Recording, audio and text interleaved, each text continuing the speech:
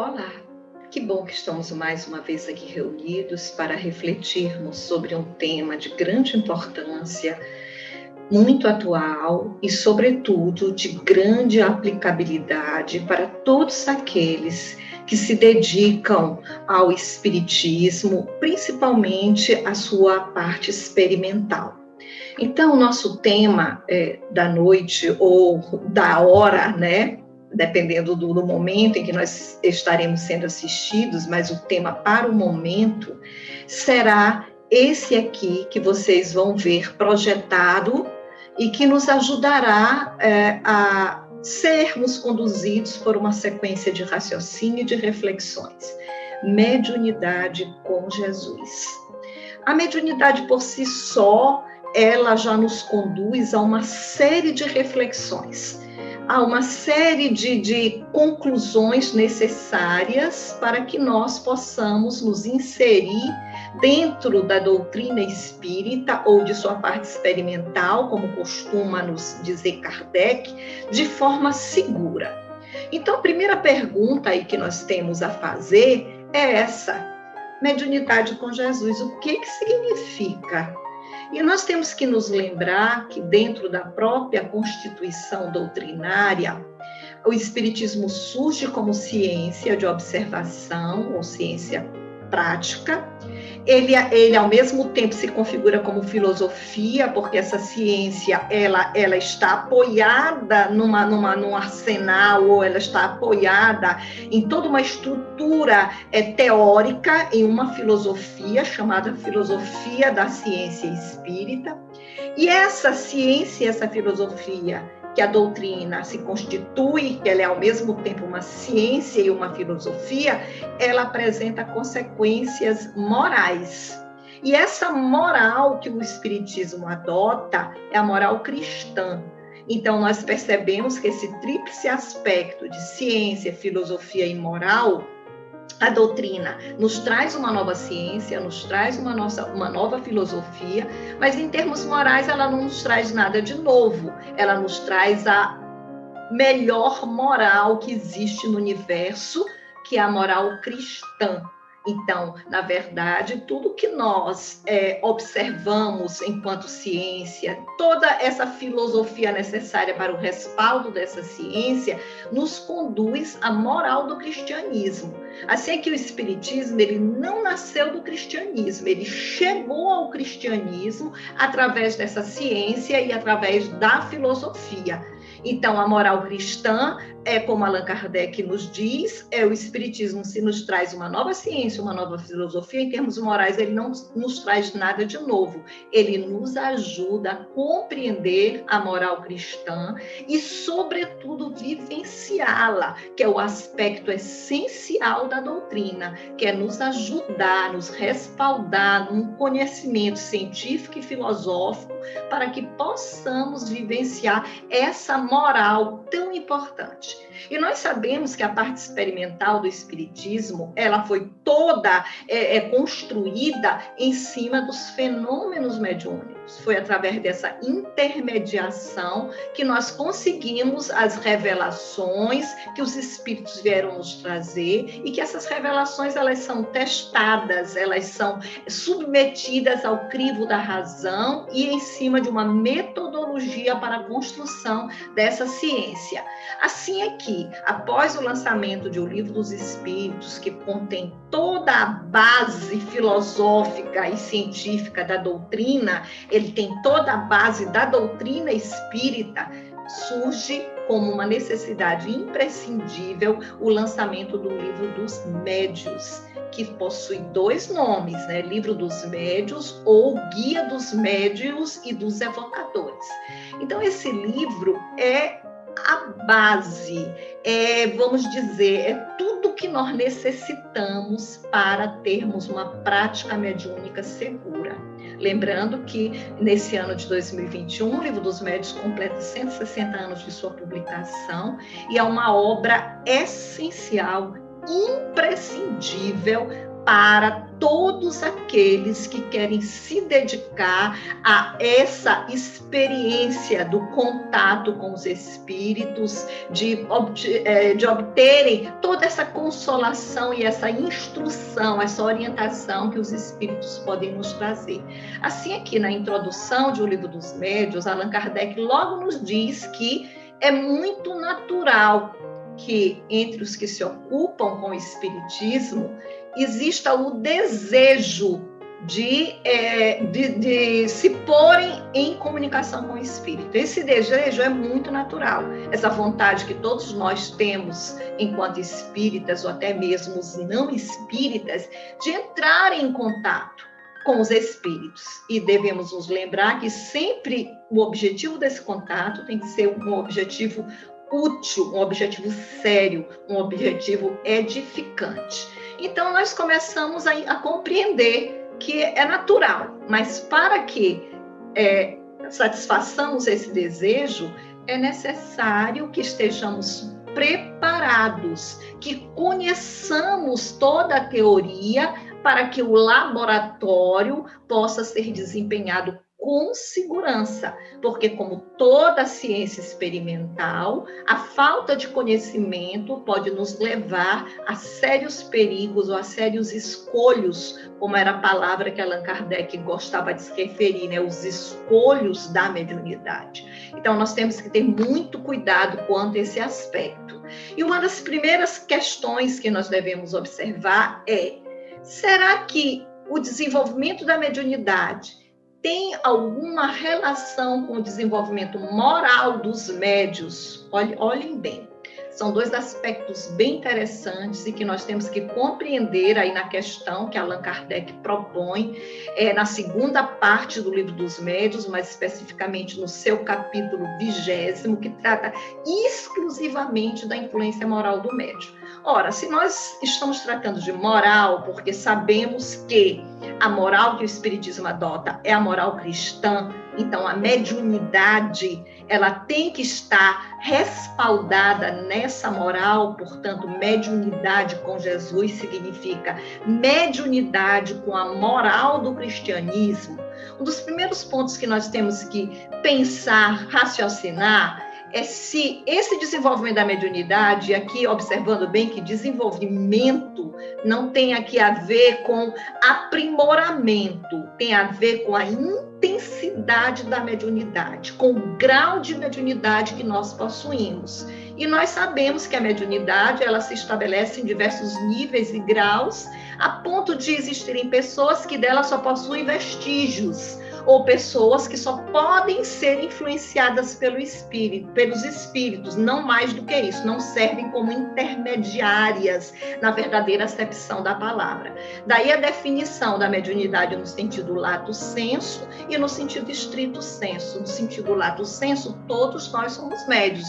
Agora, no sentido estrito sensu, só alguns, não é nem pouco, muitos são. Por quê? Porque no sentido estrito sensu, médio é o que serve de medianeiro, de intermediário. Então a pergunta é isso: o grau da mediunidade, digamos, a intensidade dessa mediunidade, tem alguma coisa a ver com o desenvolvimento moral? Aí sim, a moralização, o equilíbrio, essa busca que deve ser nossa, de todos os seres humanos, em se aprimorarem gradativamente e se melhorarem. Tem alguma relação? E vocês observem aí que a resposta é categórica. Não tem relação. A intensidade, o fato de eu ser mais ou menos médio, não tem a ver com a minha moralidade, não tem. Por quê? Porque essa faculdade propriamente dita, ela se radica no organismo. O médium, no sentido estrito sensu, ele precisa ter essa disposição orgânica, vem na constituição física mesmo. Isso independe de moral. Agora, tem um aspecto ainda mais importante nessa resposta, é que é o uso. O uso, sim, tem a ver com o desenvolvimento moral do médium, né? Se o uso é bom ou se o uso é mau, isso depende de quê? Das qualidades morais do médium. E nós sabemos que usar a mediunidade, ela pode se configurar em grande prejuízo se ela é mal usada. Então, nós precisamos utilizar a mediunidade da melhor forma possível. E essa resposta provocou uma curiosidade a mais em Allan Kardec, curiosidade muito bem-vinda para todos nós. Então ele diz assim, mas então por que Deus coloca nas mãos de pessoas incapazes ou pessoas não moralizadas adequadamente um instrumento tão precioso, né? Uma faculdade tão maravilhosa que tem possibilidades tão grandes quando bem utilizada? E olha só o que os espíritos respondem, e depois Allan Kardec comenta nesse mesmo capítulo que trata da influência moral do médium. Eles nos dizem que se há pessoas indignas que a possuem, que possui o quê? Que possui a mediunidade, é porque disso precisam mais do que as outras para se melhorarem. Olha que resposta, que comentário extraordinário. Pensas que Deus recusa meios de salvação aos culpados? Ao contrário, multiplica-os no caminho que eles percorrem. Põe-nos nas mãos deles. Olha a misericórdia divina. E às vezes nós temos essa dificuldade de alcançar. Daí esse raciocínio. Por que fulano de tal, tão cheio de imperfeições, que pratica tantas ações reprováveis, tem esse dom numa intensidade tão grande, tem essa capacidade de intermediar os espíritos? E aí nós verificamos que a bondade de Deus é tão infinita que Ele nos dá sempre os meios para que nós possamos nos modificar. E a mediunidade é um desses caminhos. E esse comentário serve para todos nós, porque às vezes a gente pensa assim, pensa nos extremos, né? E não raciocina nas questões intermediárias. Todos somos imperfeitos. Todos somos espíritos em evolução, todos precisamos de oportunidades. E a mediunidade é essa grande oportunidade para que nos melhoremos, desde que exercida com dignidade, exercida com Jesus. Então, ele faz uma síntese aí que, se sob o ponto de vista da execução, ou seja, como instrumento, nós não temos a influência da moral, né? Então, sob o aspecto moral, nós vamos ter que verificar que o uso dessa mediunidade ela vai ser determinada exclusivamente por essa questão moral. Por quê? Porque um espírito desencarnado, para se comunicar, ele precisa se identificar com o espírito do médium. É um processo de identificação, de afinidade, de simpatia. Então, o que acontece? Se o médium ele não procura se moralizar, ele não procura se melhorar, ele não tem essa boa intenção, ele só vai entrar em afinidade com espíritos que estejam no mesmo diapasão dele, no mesmo nível de sintonia. Então, o que acontece? Só os espíritos imperfeitos, os galhofeiros, os batedores, os espíritos impuros, os pseudo-sábios vão se aproximar desse médium, por uma questão de afinidade. Então, nós começamos a refletir, começamos a concluir como é importante que essa mediunidade ela seja exercida à luz da moral cristã. E aí nós verificamos, ainda nesse mesmo capítulo, que o médium ele precisa desenvolver qualidades. Ele precisa estar ali atento ao seu desenvolvimento moral. E Allan Kardec nos esclarece que as qualidades que, de preferência, atraem os bons espíritos são, olhem só, bondade, benevolência, simplicidade do coração, amor ao próximo e desprendimento das coisas materiais.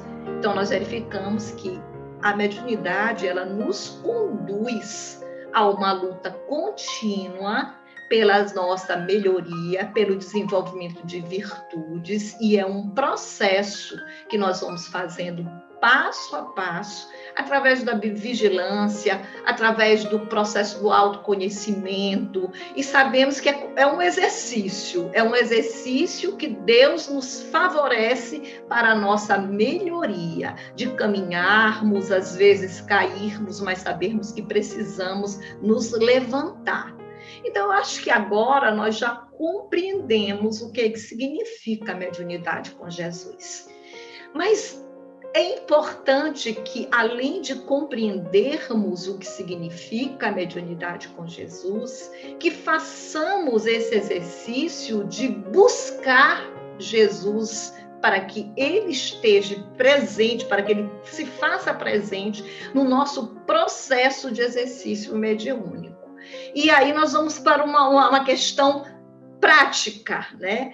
Vamos ver quais os problemas. Eu acho que às vezes para nós, na condição em que nos encontramos ainda de extrema imperfeição, de uma série de deficiências que precisam ser superadas, é mais fácil a gente entender a partir do estágio que nós estamos para chegarmos aonde precisamos, para onde precisamos caminhar.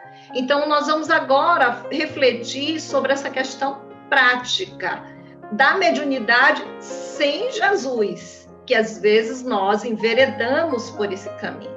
Então, por isso é que agora nós vamos refletir sobre os problemas mais comuns identificados na prática mediúnica sem Jesus. Ou seja, as características. É importante que estejamos atentos aos sinais para que, ao menor indício do afastamento de Jesus, nós possamos despertar, acordar e voltar para a disciplina de caminhar com ele.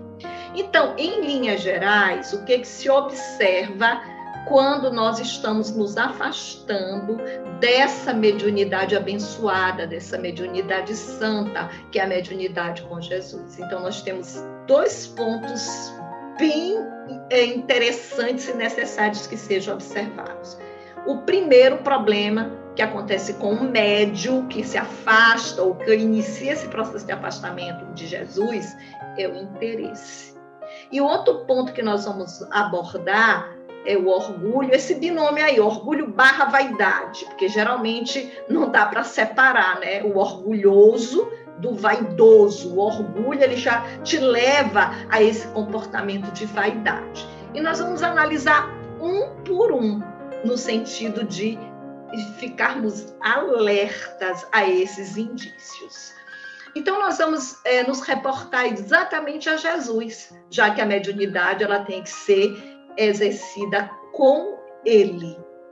E ele já chama atenção para esse ponto, em Mateus 10, 8, quando ele está aconselhando os seus apóstolos a exercerem a mediunidade de forma santa, de forma realmente a trazer benefícios para todos. E nessa passagem, Jesus diz: restituir a saúde aos doentes, ressuscitai aos mortos, curai os leprosos, expulsai os demônios, dai gratuitamente o que gratuitamente haveis recebido.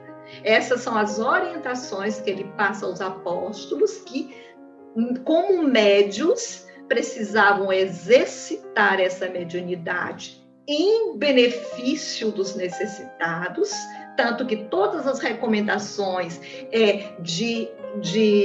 digamos, de chegar ao necessitado, de assistir ao necessitado, então restituir saúde aos doentes, curar as enfermidades, fazer as desobsessões aí colocada como expulsão de demônios, então, mas fazer tudo isso sem nenhum tipo de interesse, de forma gratuita.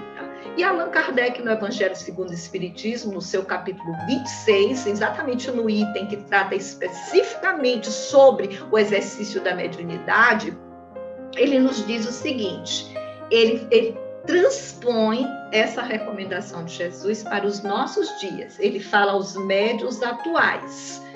Então, ele diz assim, que igualmente, da mesma forma que os apóstolos que tinham mediunidade receberam de Deus um dom gratuito, que dom é esse? O de serem intérpretes dos espíritos para a instrução dos homens, para lhes mostrar o caminho do bem, conduzi-los à fé, não para lhes vender palavras que não lhes pertençam. E eles médios, visto que não são fruto de suas concepções, a eles médios, não pertence a nós médios, não pertence aos nós médios, porque esse dom, ele não é fruto de nossas concepções, não é fruto do nosso esforço, não é fruto de nossas pesquisas, não é fruto dos nossos trabalhos pessoais. Por isso é que precisamos exercitar de forma gratuita, sem cobrar pelo que, na verdade, não nos pertence. E quando a gente pensa em interesse, a gente imagina só naquele que comercializa a mediunidade por dinheiro. Mas existem várias formas de se comercializar a mediunidade. E esses interesses, eles não são apenas pecuniários. Eles, às vezes, não é uma retribuição fixa. Eles também se traduzem por outros interesses. Interesse de reconhecimento, interesse de valorização, interesse de fama, interesse de poder. Então, por isso é que nós temos que amplificar esse conceito de interesse para que possamos introjetá-lo para as nossas vidas, para a nossa condição de médium, porque é muito sutil, às vezes, você querer um reconhecimento, você querer um aplauso através da mediunidade. E nós temos que ser sinceros com nós mesmos. Por isso é que Allan Kardec, agora no capítulo 28 do Livro dos Médiuns, que vai tratar exatamente do charlatanismo e do embuste, ele nos chama atenção para esse aspecto, quando ele diz assim, médiuns interesseiros não são apenas os que porventura exigem uma retribuição fixa. O interesse nem sempre se traduz pela esperança de um ganho material, de um ganho pecuniário, mas também pelas ambições de toda sorte, sobre as quais se fundem esperanças pessoais.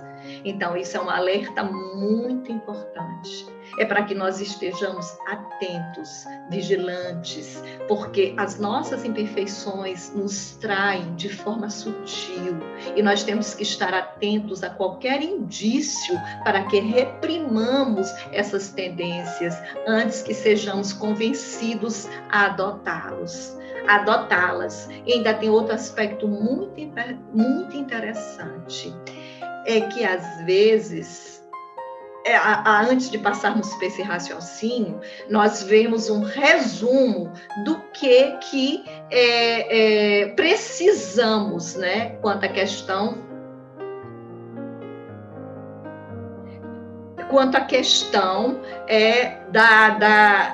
do interesse, né? Temos que ficar atentos realmente, atentos para que não caiamos em armadilhas dessa natureza. Então, nós vamos passar agora para o segundo ponto em que nós estamos observando o que significa mediunidade sem Jesus, ou quais os sinais que nos virão de um exercício em que estamos nos afastando dessa mediunidade com Jesus. Então, outro aspecto aí a ser considerado é o orgulho e a vaidade, né? Esse binômio que às vezes está ali conjugado, orgulho / vaidade, então não dá nem para separar. E aí no Evangelho segundo o Espiritismo, no capítulo 26, Allan Kardec já nos diz que a primeira condição para granjear a benevolência dos bons espíritos é a humildade, o devotamento, a abnegação e o mais absoluto desinteresse moral e material. Olha só, desinteresse moral e material, não é só o material, né? E às vezes esse desinteresse moral é exatamente você não esperar, em troca do exercício da mediunidade, qualquer reconhecimento, qualquer elogio, qualquer posição de destaque dentro do centro espírita. Então ele faz assim uma síntese aí do que nós precisamos para termos a companhia dos bons espíritos no exercício da mediunidade. E você vê que ele coloca bem na frente a humildade, que é exatamente o oposto do orgulho, que é o item que nós vamos agora conversar, tratar, refletir, para que não caiamos nessa armadilha. Já vimos o que? O interesse, e agora estamos passando para o orgulho e a vaidade. Começamos fazendo uma síntese do que necessitamos para granjear a companhia, ou para termos a companhia dos bons espíritos, né? Essa benevolência dos bons espíritos. E aí ele começa com a questão da humildade. Então vamos ver o que significa isso. E ele nos diz, ainda agora voltando para o livro dos Médiuns, que todas as imperfeições morais são outras tantas portas abertas ao acesso dos maus espíritos. Então, imperfeição moral já é uma porta aberta para que atraiamos maus espíritos. Agora, existe uma que eles exploram com mais habilidade. Qual é essa imperfeição que eles exploram com maior facilidade ou com maior habilidade? É o orgulho. Por quê? Porque o orgulho é a imperfeição que toda criatura menos confessa a si mesma. Ninguém quer se reconhecer orgulhoso, né? E aí é que dentro dessa condição de ser uma imperfeição que nós não reconhecemos, é que ela é muito explorada pelos espíritos, ou que ela é muito colocada como uma oportunidade para que os maus espíritos façam uso da mediunidade que possuímos. E aí ele nos diz, né, que o orgulho tem perdido muitos médiuns dotados das mais belas faculdades, e que se não fosse essa imperfeição, teriam podido tornar-se instrumentos notáveis e muito úteis, ao passo que, presas de espíritos mentirosos, suas faculdades, depois de se haverem pervertido, aniquilaram-se. E mais do que um se viu humilhado por amaríssimas decepções. Olhem só, isso é um quadro que nós constatamos nos dias de hoje. Ao longo de histórias, quantos e quantos médiuns dotados de um grau de mediunidade muito intensa, com uma capacidade de se comunicarem com os espíritos, de intermediar os espíritos, mas que começam bem intencionados e somente por uma imperfeição, que é do orgulho, eles se desviam. Eles conseguem aniquilar essa possibilidade, porque ao invés de ter assistência dos bons espíritos, quando se afastam da mediunidade com Jesus, quando pelo orgulho eles começam a angariar toda essa, digamos, essas benesses de forma própria, de forma pessoal, eles se afastam e, na maioria das vezes, eles perdem até a mediunidade e se tornam embusteiros, porque se afastam os bons espíritos, os maus espíritos tomam conta e depois eles até perdem, até a faculdade se aniquila, e aí eles começam a passar a iniciar uma via crucis de amargas decepções, de muitas decepções. Então vejamos quantos exemplos nós temos dessa natureza. Quantos e quantos fatos terríveis nos chegam de se aniquilarem até a oportunidade reencarnatória, de invalidarem essa oportunidade que é da reencarnação, de voltarem ao plano espiritual totalmente estagnados, tendo perdido uma oportunidade muito grande de regeneração. E aí nós começamos a ficar atentos diante de tão grande perigo aos sinais. E isso devemos observar em cada um de nós no exercício da mediunidade. Allan Kardec, ele é tão preciso em suas orientações no Livro dos Médiuns que não tenhamos dúvida, esse livro é um roteiro seguro para todos aqueles que querem se dedicar à mediunidade, e não só ao exercício, mas ao acompanhamento. Por isso é que ele é considerado um guia de médios e de evocadores também, que nos nossos dias nós conhecemos como doutrinadores, todos os que vão participar de uma reunião mediúnica. Então, quais são esses sinais? É muito importante que estejamos atentos a esses sinais. Primeiro, o médium começa a ter uma confiança cega em suas comunicações. Ele confia cegamente. Não passa pelo crivo da razão, ele não raciocina, ele confia cegamente na comunicação que ele recebe e na infalibilidade dos espíritos que dão essa comunicação. Então, aí começa a vaidade. Eu só acredito no que eu recebo nos espíritos que por mim se comunicam.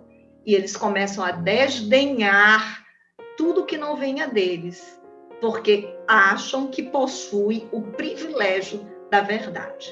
Isso começa por sinais bem sutis, por isso é que nós temos que estar atentos. Nós já tivemos a oportunidade de acompanhar processos que começam realmente bem sutis, comentários que a gente percebe que não são bem apropriados, mas que inserem críticas a outras pessoas ou a outros médios, comentários que trazem para si a infabilidade,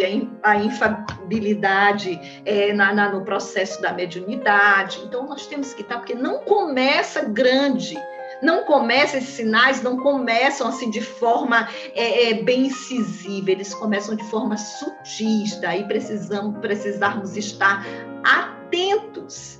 E aqui nessa passagem é muito interessante que ele faz uma síntese de todas as características de um médium orgulhoso.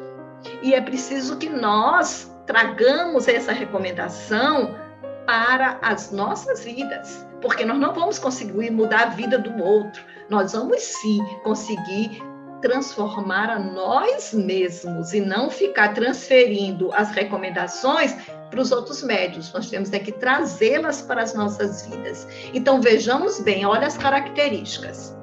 Confiança absoluta na superioridade que obtém. Uma característica. Eu tenho confiança absoluta. E é uma das coisas que nós não podemos nunca fazer. Ter essa confiança, não submeter ao crivo da razão todas as comunicações, não importando qual espírito que esteja assinando. Isso é o que de menos importa, nos recomenda Kardec. Nós precisamos analisar o conteúdo, essa é a nossa referência. Então, o médium orgulhoso, ele não analisa. Por quê? Porque ele tem confiança absoluta na superioridade dessa mensagem. Outra coisa é o desprezo pelo que deles não venha.